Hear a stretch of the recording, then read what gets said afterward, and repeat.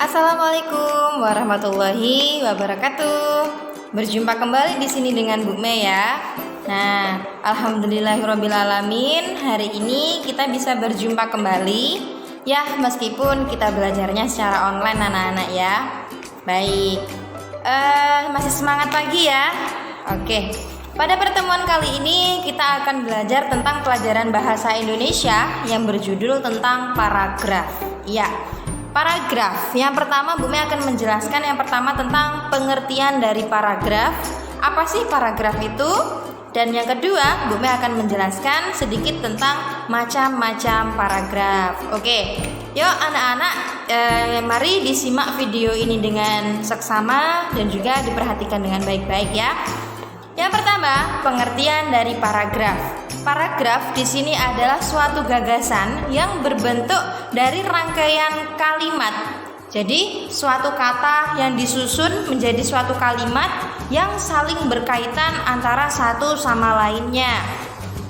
Nah, pada dalam satu paragraf di sini terdiri dari yang pertama, kalimat utama.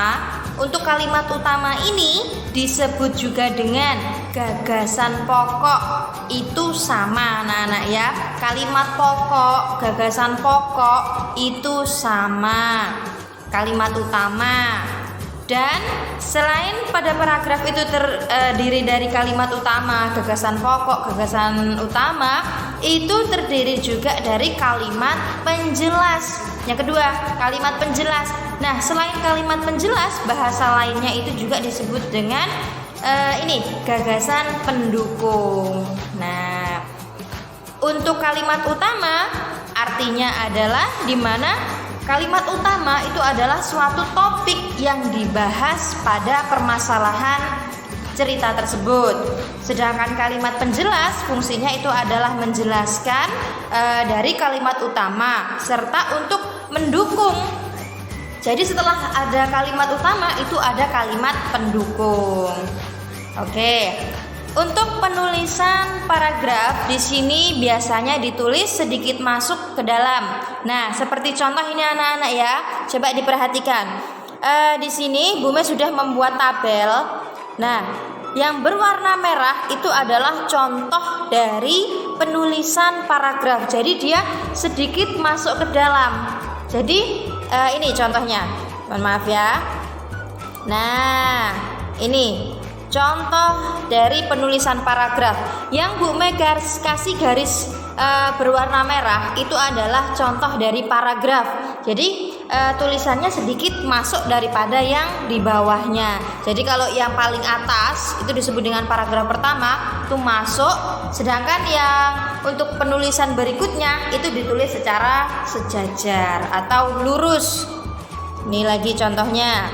Nah, kalau tadi termasuk paragraf 1, yang ini termasuk paragraf 2 yang Bu Mei kasih garis berwarna merah. Itu paragraf 2 dan diakhiri dengan titik anak-anak ya.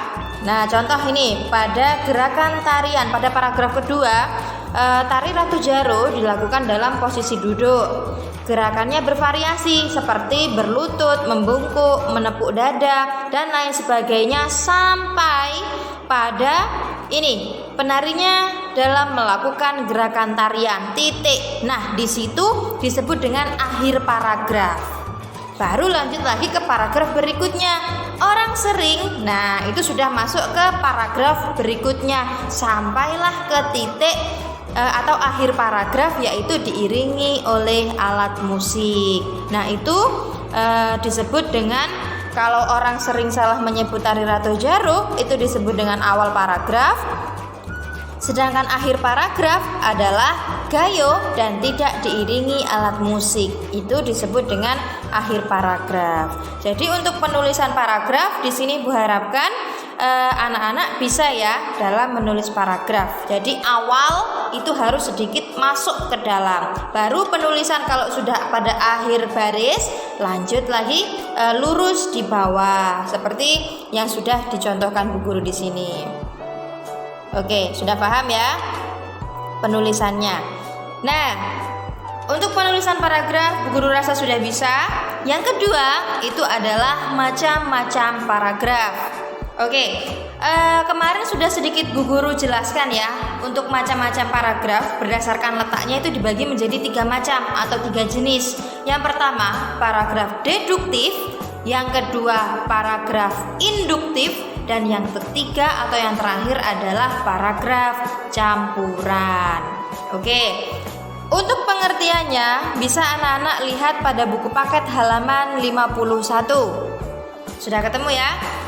Nah, Bu Guru jelaskan bahwasanya yang pertama macam-macam paragraf itu, yang pertama paragraf deduktif, di mana paragraf deduktif di sini letak kalimat utamanya berada di awal paragraf. Indonesia, astagfirullahaladzim.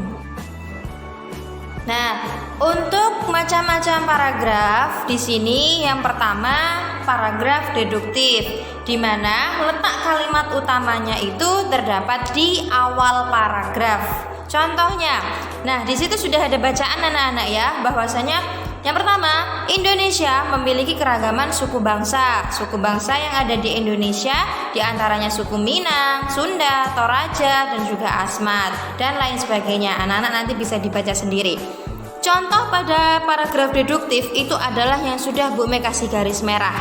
Nah, pada garis merah itu disebut dengan paragraf deduktif, di mana kalimat utamanya berada di awal.